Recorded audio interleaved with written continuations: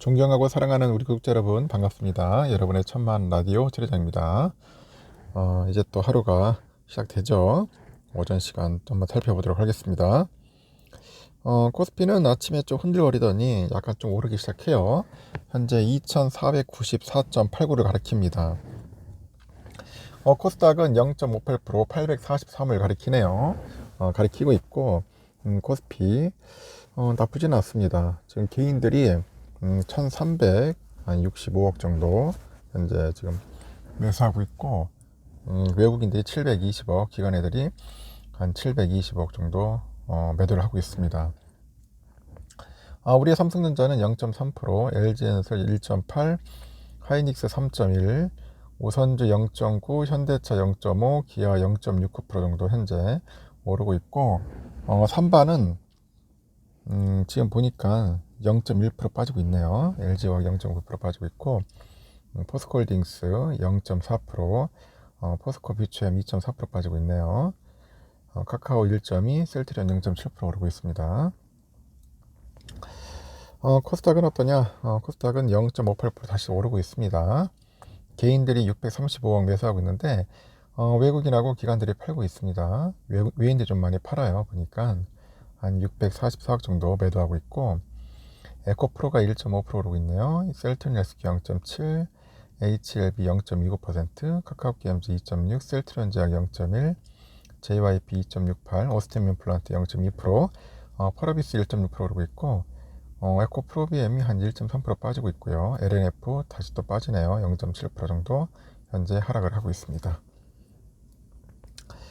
장이 뭐 그렇게 썩 좋은 건 아닌 것 같아요. 보니까 상당히 좀 변동성이 좀 심하다 보시면 되고 현재 위기를 넘긴 것으로 여겨졌던 미국의 지방은행들의 문제가 다시 또 도지는 것 같아요. 이 본질적인 문제라고 할 수 있는 예금이 빠집니다. 예금이 빠지고 있다.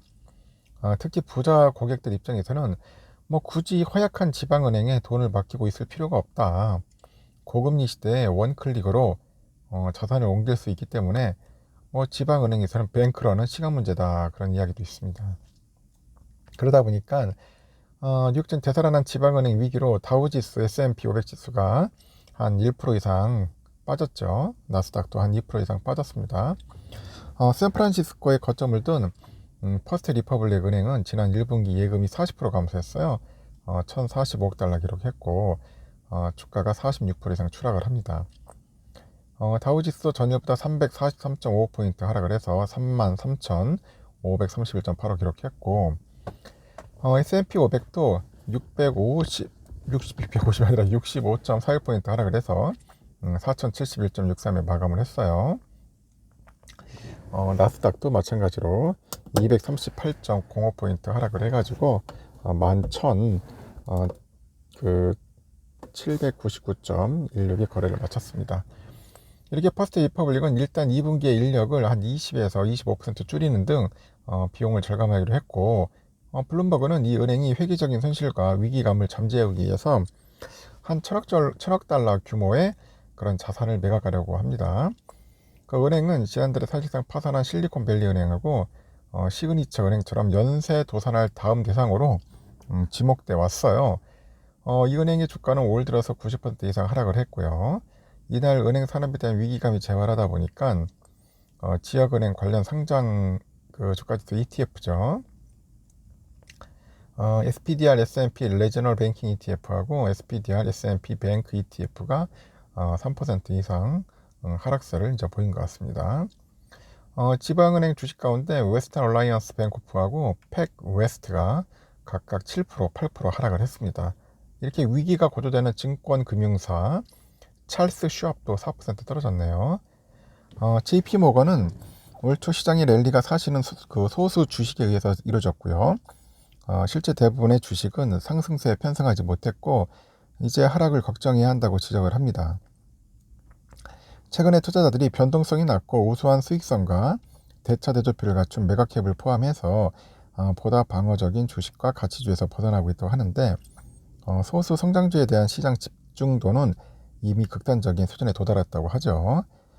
이어서 경기 침체를 부를 수 있는 뇌관으로 첫째 수요 감소 그리고 이익 마진 약화로 실적 전망이 어두워졌고 둘째는 국가 부채 한도 문제랑 관련돼 가지고 위험이 상존하고요.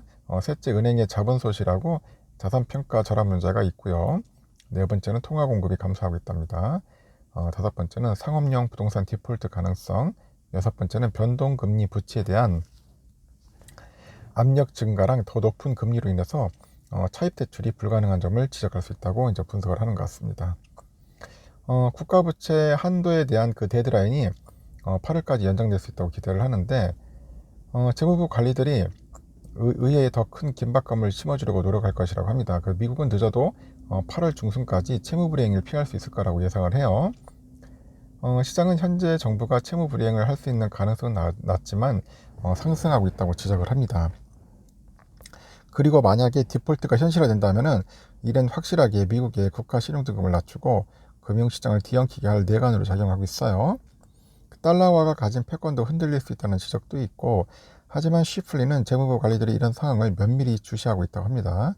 현재 조치가 6월에 만료될 수 있는 것처럼 보이면은 토론에 더 긴박감이 조성될 것이다 예상을 하고, 이후에 긴급 조치가 이어지고 있는데 그 가운데 부채 한도 연장은 8월께 이뤄질 수 있다.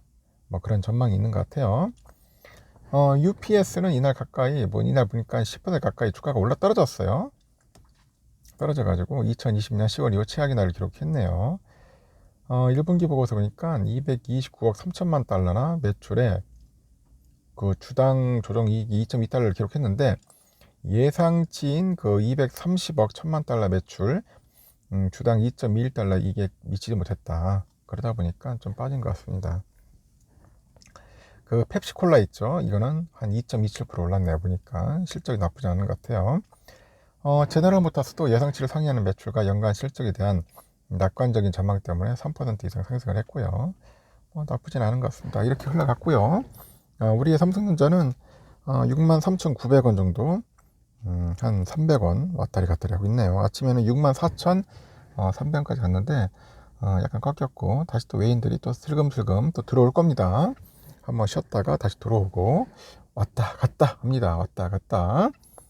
우선주도 54,200원 현재 왔다 갔다 하고 있는데 뭐 나쁘진 않아요. 우선주 뭐 동시효과 때는 막 굉장히 좋더니 지금은 뭐 그럭저럭 합니다. 다시 또 55,000원대로 갈 거예요. 여러분 갈 거니까 다시 회복합니다. 쫄지 마시고 많이 빠질 때 주워 담는 게 가장 현명한 거 아니겠어요? 비쌀 때 사지 마시고 좀 저렴할 때 사고, 비쌀 때는 좀 가만히 있다가 지켜보십시오. 지켜보시고 그러면서 시간을 여유롭게 슬기롭게 보내주셨으면 좋겠습니다. 일단 여기까지 하겠습니다. 여러분 힘내시고 다음 시간에 또 뵙도록 할게요.